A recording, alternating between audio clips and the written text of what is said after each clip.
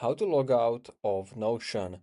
This is useful when you are switching accounts, sharing a device, or just want to reset your session. Notion hides the logout option inside the workspace menu, so it's easy to miss if you never looked for it.